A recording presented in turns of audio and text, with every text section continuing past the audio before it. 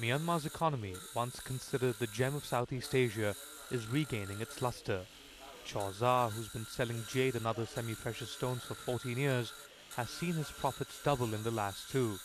When the new government took over, it opened up the country and the market. More tourists are coming into Myanmar. Also, an ease in currency restrictions means tourists are able to bring more money and spend more. Since a mostly civilian government took over more than 2 years ago, it's introduced a wave of political, social, and economic reforms. Encouraged by the move, Western countries have suspended sanctions. Foreign investment has been pouring in ever since. And even though the World Bank has named Myanmar as one of the worst places in the world to do business, citing among other things a lack of transparency and infrastructure, the country is still seen as one with enormous potential.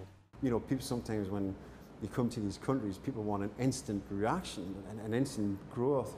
You can't. It's a step-by-step process. Give them a chance. Mindful of the need to keep attracting foreign investment, the government has introduced tax breaks, long land leases, and promised to draft new laws. The World Bank has forecast economic growth in Myanmar to outpace that of its neighbors for this year and the next. But it's also said inflation is a risk. It's mainly food and accommodation prices that have driven inflation, and an impending increase in electricity prices has people more concerned. Concerned enough to stage small protests in Yangon and other cities.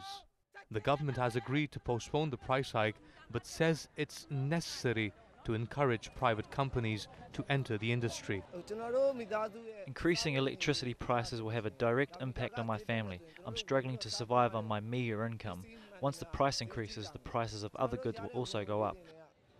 It's a balancing act the Myanmar government will have to be mindful of. How to keep the economy growing while making sure its poorest citizens are not left behind. Ali Mustafa, Al Jazeera.